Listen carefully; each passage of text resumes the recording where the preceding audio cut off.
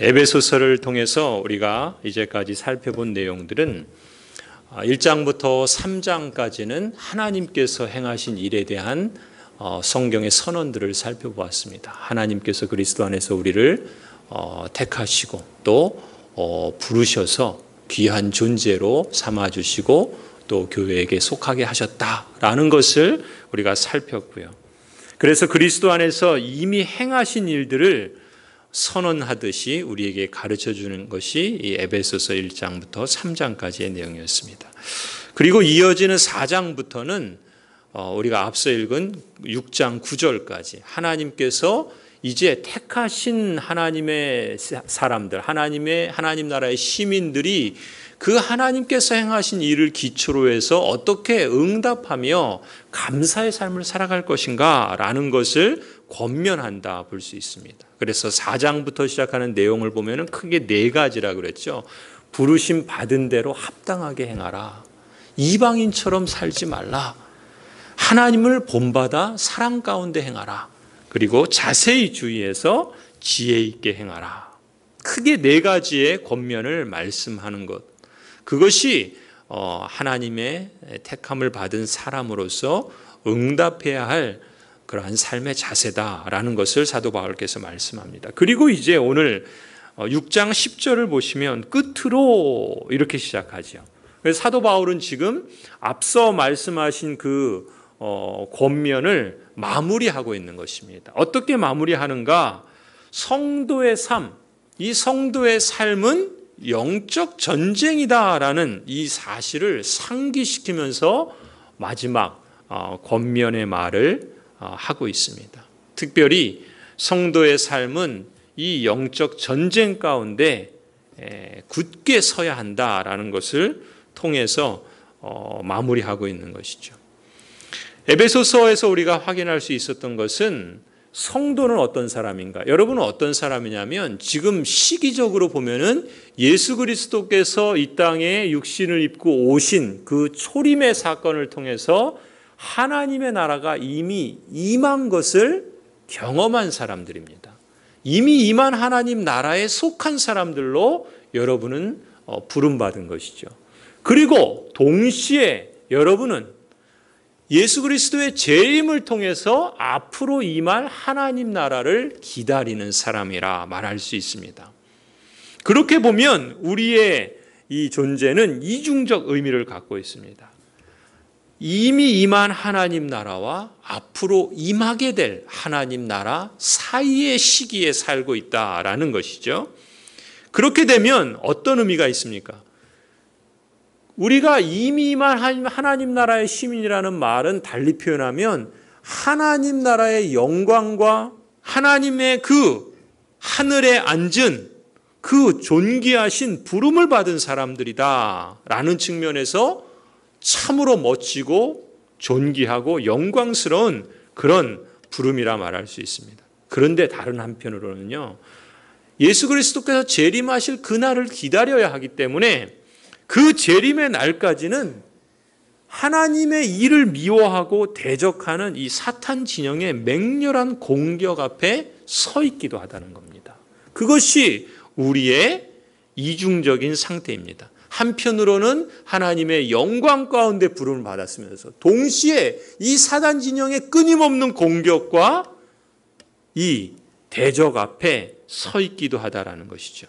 그래서 성도는 필연적으로 영적 전쟁을 치러야 됩니다. 내가 영적 전쟁을 치러야 되겠다라고 해서 치르는 게 아니라 우리 존재 자체가 필연적으로 그럴 수밖에 없습니다. 왜냐하면 우리는 하늘나라에 속한 시민으로 하늘에 속한 사람으로 이 땅을 살아가는데 이 세상의 그 삶의 모습은 여전히 이 사탄의 이 죄의 영향력이 득세하고 있다는 것이죠. 그렇기 때문에 필연적으로 영적 전쟁을 치러야 한다는 것입니다. 그래서 사도 바울께서는 마지막으로 앞서 얘기했던 것처럼 하나님께서 그리스도 안에서 어떤 일을 행하셨는가? 우리의 존재에 대해서 말씀하시고 그런 우리가 어떻게 응답하고 반응하며 감사의 삶을 살아야 되는가? 라는 것을 권면한 후에 그런데 기억할 것은 필연적으로 우리가 임의와 이미 임한 하나님 나라와 아직 앞으로 임할 하나님 나라 사이에 있기 때문에 우리는 필연적으로 이 싸울 수밖에 없는 그런 위치에 있다라는 것을 염두에 두고서 영적 전쟁이다. 우리의 삶은 영적 전쟁이다. 그러니 주 안에서 굳게 서라. 이 마지막 권면으로 마무리를 한다는 것입니다. 자, 그럼 먼저 오늘 본문을 통해서 이 성도의 이 싸움을 왜 영적 전쟁이라 부르는가? 이 성도의 이 삶을 왜 영적 전쟁이라 부르는가? 왜냐하면 우리의 싸움의 대상이요, 혈과 육, 곧 사람이 아니라 악의 영들이기 때문에 영적 전쟁이라 부릅니다. 12절을 한번 보십시오. 같이 한번 읽어볼까요? 12절 같이 읽겠습니다. 시작. 우리의 씨름은 혈과 육을 상대하는 것이 아니요 통치자들과 권세들과 이 어둠의 세상 주관자들과 하늘에 있는 악의 영들을 상대함이라. 우리의 싸움은 누구를 대하는 겁니까? 혈과 육. 혈과 육이라는 건 뭐예요? 사람이 아니라는 거예요. 우리의 싸움은 사람이 아니라, 사람을 상대하는 것이 아니라 악의 영들을 상대하고 있기 때문에 영적인 전쟁이다, 이렇게 부르는 겁니다. 그래서 이 12절을 보면은 우리가 마지막 날까지 이 영적 전쟁을 치러야 되는데, 그 영적 전쟁을 치러야 하는 그 적들, 우리가 맞서야 할 그 적들이 어떤 특징을 갖고 있는가? 이 존 스토트라는 목사님께서 세 가지를 이 11절, 12절에서 강조를 합니다. 첫 번째는요, 우리의 적은 힘이 약하지 않습니다. 힘이 약하면 좋을 텐데 힘이 약하지 않아요. 그게 이제 문제죠. 본문에 뭐라 그럽니까? 통치자들, 권세들, 세상 주관자들, 하늘에 있는 악의 영들. 보통 이러한 표현들은 악한 마귀의 그 계급을 뜻한다, 이렇게 해석을 해요. 영적 세력들을 말하는 것입니다. 또 다른 학자들은 이것이 과거에 이 인간의 운명을 점치기 위해서 점성술이라는 게 발달했잖아요. 그 점성술의 이 별들이다라는 해석도 있고요. 또 어떤 학자들은 이것은 그리스 로마 신화의 제우스라든지 아니면 바벨론 제국의 느부갓네살 같은 힘 있는 그런 제국의 왕이든지 아니면 이 로마 제국, 지금 에베소가 속해 있는 로마 제국의 이 황제와 같은 그러한 글들에 사용된 표현들이기 때문에 이러한 그 단어, 통치자들, 권세들, 세상 주관자들, 악의 영들, 이런 표현을 쓴 것이다 라는 해석을 해요. 그게 어떤 것이든, 그게 악한 마귀든 아니면 점성술의 별들이든 아니면은 세상에 강한 통치자들, 이들의 공통점이 있습니다. 그건 뭐겠어요? 이들의 힘이 세다는 겁니다. 권력이 강하다는 것입니다. 엄청난 지배력을 가졌다는 것입니다. 그래서 이 악의 세력은 우리가 대적해야 되는 적들인데 힘이 약하지 않습니다. 그러나 기억해야 될 것은 무엇입니까? 힘이 아무리 강해도 이 악의 세력은 예수 그리스도의 십자가를 통해서 결정타, 치명타를 입었습니다.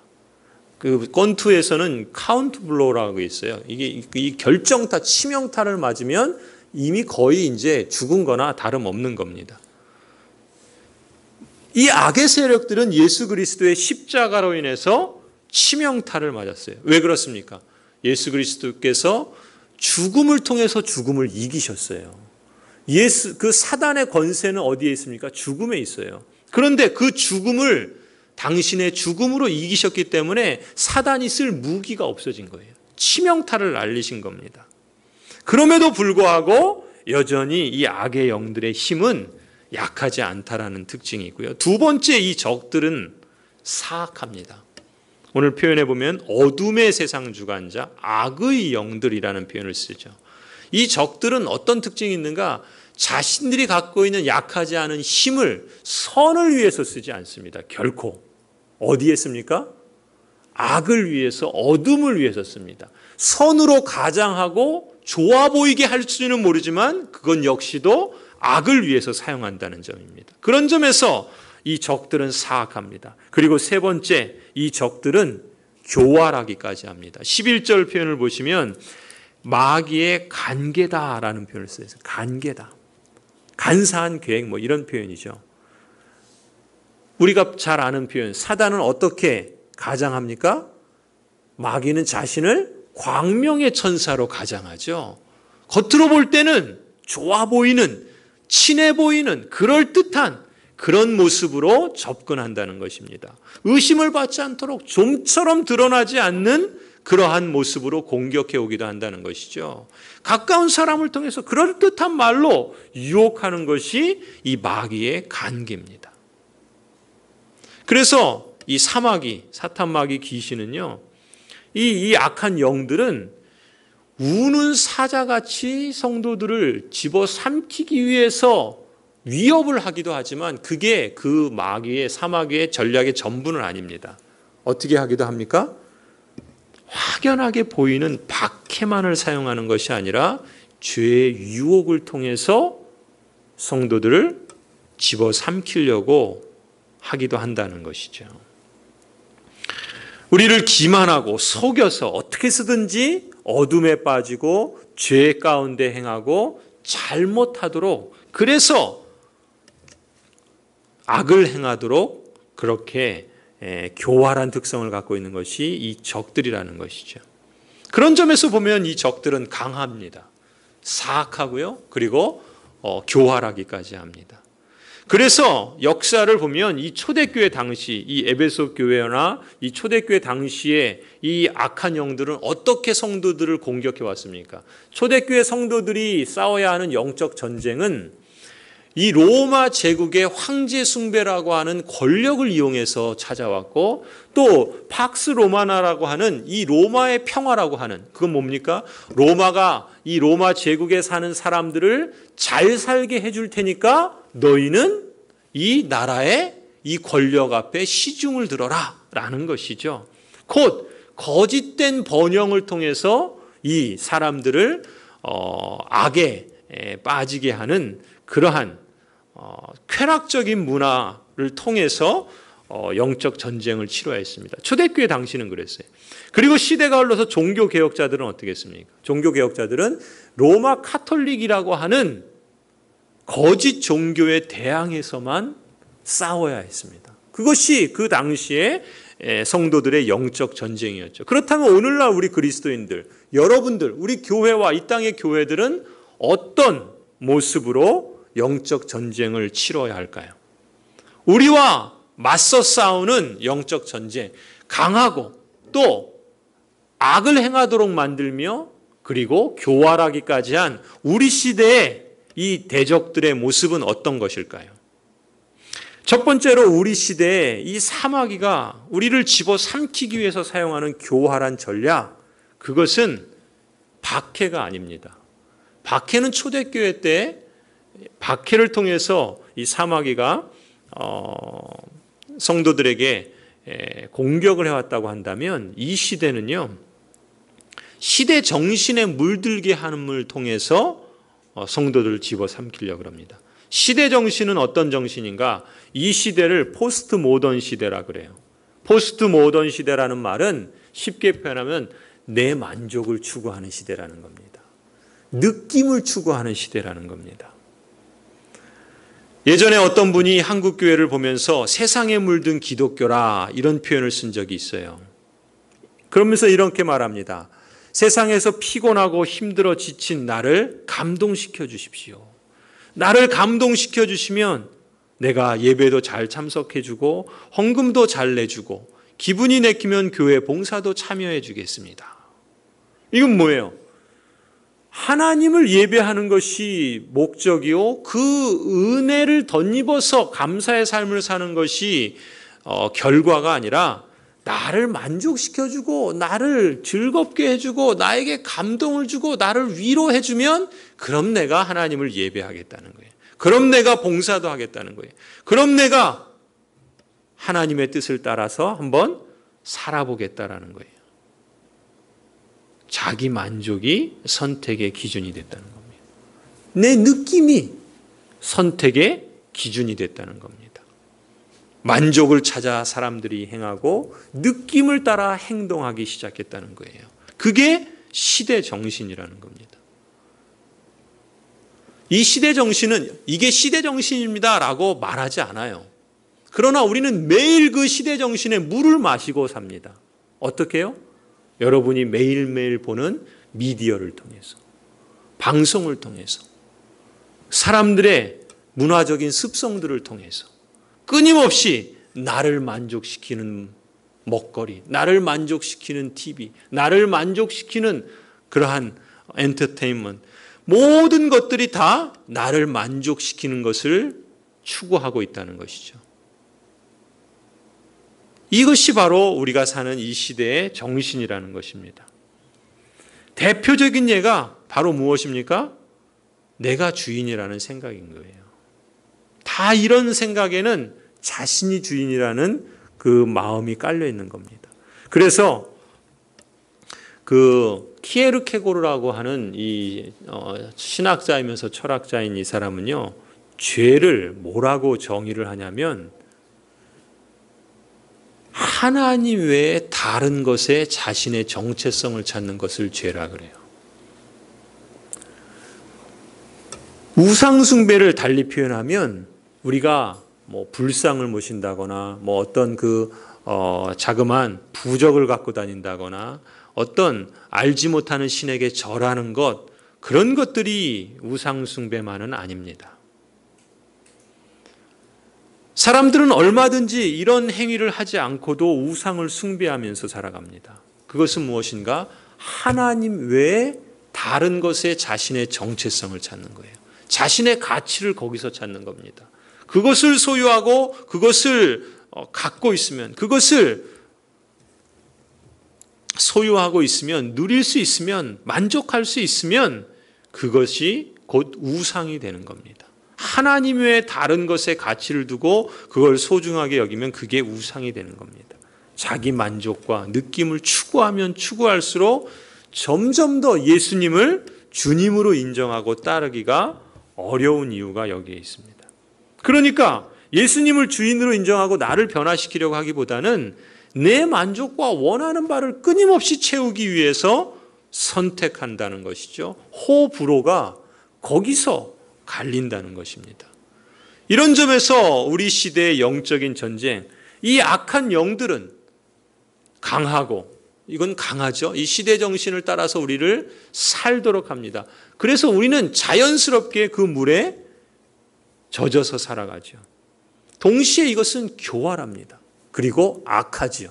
우리를 망하게 하는 것입니다. 이런 시대 정신에 물들지 않는 것이 우리 그리스도인들이 지금 이때를 살아가는 영적 전쟁의 한 모습이라는 것입니다. 두 번째 영적 전쟁의 특징이 있어요. 그것은 무엇인가? 우리 시대의 주 안에서 우리를 곧게 서지 못하도록 막는 가장 큰 힘과 파괴력은요, 무엇입니까? 돈입니다. 물질 만몬주의라는 그런 말이 있죠. 이 돈이라는 우상과의 싸움이 사실은 우리 시대에 우리를 파괴할 수 있는 가장 큰 특징 가운데 하나입니다. 오늘날 사탄마귀 귀신은 우리의 육신을 자극해서 이 만몬이라는 우상을 숭배하게 하는데, 이 돈이 대표적인 것이죠. 돈이 우리에게 안녕과 행복을 가져다 주는 것입니다. 그래서 돈을 많이 벌기 위해서는 거짓말도 해야 되고, 사기도 좀 쳐야 되고, 유해식품도 만들어야 되고, 부실공사도 좀 해야 되고, 뇌물을 주기도 하고 받기도 해야 되고, 또 힘으로 남을 억압하기도 하고 누르기도 해야 하는 것입니다. 이게 다 뭡니까? 돈 때문에 그렇죠. 돈 때문에 부부간에 싸우기도 하고, 돈 때문에 형제간에 갈라서기도 하고 원수가 되기도 합니다. 사회 계층 간에 불의하고 불평등하고 갈등을 낳는 것, 나라 간의 전쟁과, 또한 요즘은 막 중국과 미국이 막 계속 관세로 막 서로 치고받고 하잖아요. 그게 다 뭡니까? 결국 다 돈 때문 아니겠습니까? 이렇게 돈은 전반적으로 인간성을 황폐하게 만들어 갑니다. 그렇기 때문에, 그것을 예수님께서 누구보다 더 잘 아시기 때문에 이미 예수님께서 돈과 하나님을 겸하여 섬길 수 없다는 것이죠. 아까 죄가 뭐라 그랬습니까? 우상이 뭐라 그랬습니까? 하나님 외에 다른 것에서 자기의 정체성을 찾는 것이다. 키에르케고르가 그렇게 말했다 그러잖아요. 그 대표적인 하나님 외에 다른 것이 뭡니까? 돈이라는 것이죠. 하나님을 예배하지 않고 돈을 가장 소중하게 여기는 그런 맘몬 우상 숭배, 이것이 우리가 싸워야 할 영적인 전쟁이라는 것입니다. 그렇게 보면은 우리의 영적 전쟁의 현장은 어디겠습니까? 일상생활인 거예요. 우리의 삶의 모든 현장이 다 영적 전쟁터입니다. 우리에게 최전방은 따로 없습니다. 우리가 살아가는 삶의 현장이 다 영적 전쟁의 최전방입니다. 일상생활에서 저나 여러분이 무엇이 더 중요하고 무엇이 더 가치 있는가를 선택할 때 우리는 영적 전쟁의 최전방에 있는 겁니다. 무엇이 하나님 보시기에 선한가, 어떤 윤리적인 선택을 할 때에도 우리는 영적 최전방에 서 있는 것입니다. 특히 우리 시대에는 돈과 자기만족이라는 이 두 가지 특징을 미끼로 사단은 끊임없이 우리를 유혹하고 있는 것이죠. 가만히 보십시오. 내가 어떤 걸 선택하고 어떤 걸 중요하게 여길 때 돈이라는 것과 나의 만족이라는 것이 작용하고 있지 않는가. 내가 무엇인가 선한 것을 추구하고자 할 때 진정 그것이 선한가 아닌가라는 것을 우리는 그것이 돈과 자기 만족이라는 것으로 선택하는지 아닌지를 판단해 보면 알 수 있습니다. 이러한 자기 만족과 돈을 추구하는 그러한 유혹 앞에 사단은 끊임없이 우리를 굴복시키려고 하고 있고, 그런 점에서 우리는 영적 전쟁을 치러야 하는 것이죠. 하나님의 통치를 받아가도록. 무엇이든 어떤 선택을 할 때마다 저나 여러분은 매 순간 우리는 그걸 의식하든 의식하지 못하든 영적 전쟁을 하고 있다는 것을 기억할 필요가 있습니다. 우리의 삶의 현장이 영적 전쟁터입니다. 그러니 어떻게 해야 되겠습니까? 사도 바울께서 오늘 에베소서에서 말씀하는 것처럼 영적 전쟁에서 승리하도록, 일단 영적 전쟁이다라는 것을 인식할 필요가 있고, 그리고 그 영적 전쟁에서 승리할 것을 권면하고 있죠. 어떻게요? 어떻게 영적 전쟁에서 승리할 수 있는가? 6장 14절부터 17절까지, 그리고 18절부터 20절까지도 연장해서 영적 전쟁에서 어떻게 승리할 것인가라는 것을 말씀합니다. 다음에 이것을 좀 더 살펴보기로 하고요. 한번 14절부터 17절을 한번 우리 같이 한번 읽어볼까요? 14절부터 17절까지만 읽겠습니다. 시작. 그런즉 서서 진리로 너희 허리띠를 띠고 의의 호심경을 붙이고 평안의 복음이 준비한 것으로 신을 신고 모든 것 위에 믿음의 방패를 가지고 이로써 능히 악한 자의 모든 불화살을 소멸하고 구원의 투구와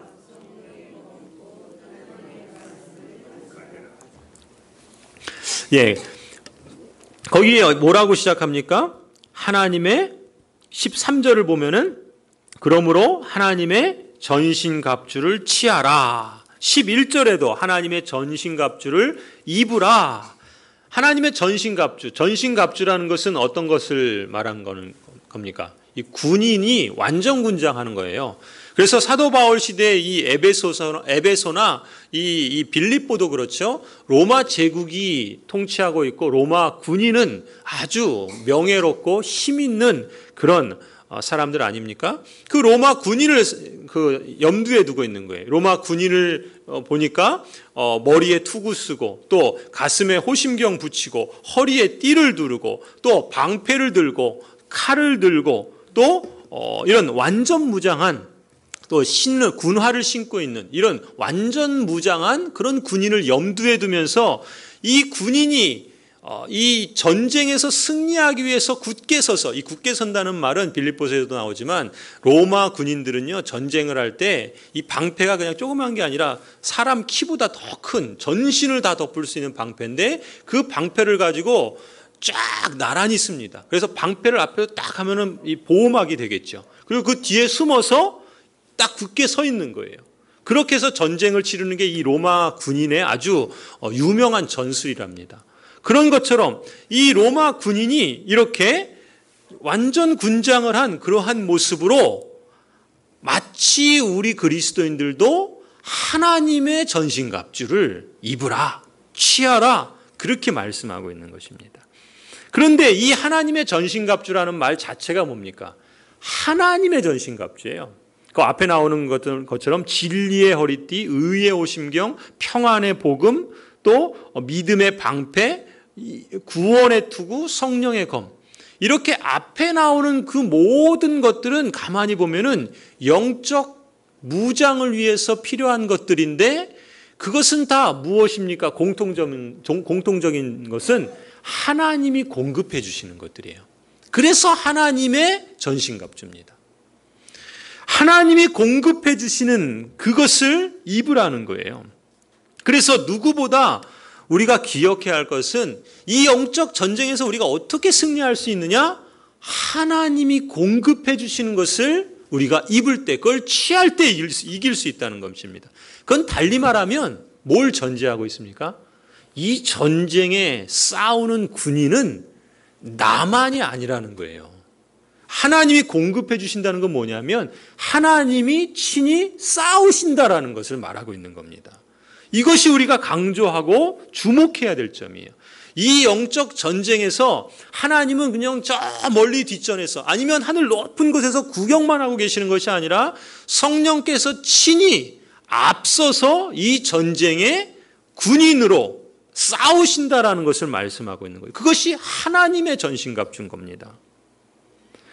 우리보다 앞서 행하시는 분이 성령 하나님이십니다. 우리가 이 악하고 교활하고 이 힘이 센 이 악의 세력들을 어떻게 이길 수 있겠습니까? 사람도 아닌 영들을, 그것을 이길 수 있는 것은 바로 우리 앞서 행하시는 성령께서 행하시기 때문에 그렇다는 것이죠. 그래서 우리는 그 하나님의 영께서 앞서 행하시는 것을 따르기만 하면 된다는 것입니다. 이것이 첫 번째 강조해야 될 점이에요. 그런데 이 점에 있어서 우리가 또한 기억해야 될 것은 우리가 이 하나님께서 앞서서 행하시는데 우리에게 중요한 자세는 무엇입니까? 서 있는 거예요. 깨어 있는 거예요. 서서 그러잖아요. 그렇죠? 깨어서 그러잖아요. 이것은 무엇이냐면 하나님의 성령께서 앞서서 행하시는데 그것만큼 우리 역시도 깨어서 굳게 서 있을 필요가 있다는 것입니다. 그런데 우리가 한번 이 시대를 살아가는 우리 자신들을 가만히 보면요. 이 시대가 어떤 특징이 있다고 그랬습니까? 자기 만족과 그리고 돈을 중시하는 그런 성향이 있다고 그랬잖아요. 그렇기 때문에 이 시대를 살아가는 우리 그리스도인들에게서 가장 큰 이 주목거리는 뭐냐면 우리 그리스도인들이 훈련받는 걸 별로 좋아하지 않는다는 거예요. 그게 지금 큰 문제입니다. 이렇게 표현하면 좋을까요? 우리 군에 간 형제들이 있잖아요. 자녀들이 있잖아요. 우리 입장에서는 군에 간 자녀들이 훈련을 잘 받고 건강하게 지내고 또 휴가 때 자주 보는 거잖아요. 그리고 건강하게 이제 전역하고 또 그들에게 걸맞는 삶을 살아가는 것인데 한번 생각해 보세요. 군인인데 군인이 훈련받는 걸 싫어하고 휴가만 맨날 기다린다고 생각해 보세요. 그러면 이게 영적 싸움이, 이게 전쟁이 되겠습니까? 안 되겠죠. 군인은 훈련으로서 군인다워지는 거죠. 우리가 영적인 군사라면 우리가 영적 훈련을 통해서 군사다워지는 거예요. 그런데 이 시대 정신은 뭘 강조합니까? 훈련을 강조하지 않아요. 훈련을 강조하지 않고 뭘 강조합니까? 노는 걸 강조해요. 쉬는 걸 강조합니다. 즐기는 걸 강조해요. 감동받는 걸 추구해요. 영어로 디시플린이 아니라 펀을 추구해요. 훈련하고 절제하고 다져지는 것을 추구하는 것이 아니라 재미있고 즐기는 것을 추구한다는 것입니다. 한번 생각해 보십시오. 여러분 대부분은 이 남자가 아니어서 군대를 안 갔다 와서 이 완전 군장이 얼마나 힘들고 무거운지를 얘기로만 들으셨을 텐데, 이 완전 군장하고 훈련하는 것은 힘들지 않겠습니까? 그렇죠? 그러니까 마찬가지로 우리들도 영적 군사로서 훈련하는 것을 힘들다는 겁니다. 더군다나 다 그렇게 하면 그렇게 할 텐데, 이 시대가 점점 어떻게 갑니까? 다 안 그렇게 하는 방향으로 가고 있어요. 편리하고 자기 만족을 추구하는 그런 문화 속에서 살고 있기 때문에 거기에 그냥 물들어지니까 이제 어떻게 됩니까? 그냥 보고 느끼고 즐기는 것에 만족하려고 그러지, 훈련하고 순종하고 헌신하는 것에 대해서는 부담스러워하고 좋아하지 않는다는 겁니다. 그래서 신앙생활이 훈련으로 군인답게 갖춰지려고 하지 않고 예배도 공연처럼 보고 즐기는 겁니다. 하나님의 말씀을 귀로 듣고 내 마음에 느낌이 있고 감동이 있으면 아멘하고, 내 마음을 찌르고 나를 괴롭게 하면 그러면 고개를 숙이고, 이것이 지금 이 시대가 우리를 길들여가고 있는 모습이라는 것이에요. 하나님의 말씀을 묵상하고 그 말씀을 따라서 삶을 살아가려고 애쓰고, 그 말씀의 뜻을 이루기 위해서 우리 힘으로는 감당하기 어려우니까 하나님을 의존하며 기도할 수밖에 없고, 또 그 말씀을 따라서 순종하려고 하니까 어려움을 당하게 되고, 그래서 인내해야 되고 견뎌야 되고 하나님의 뜻을 따르는 것이 쉽지 않은 것이죠.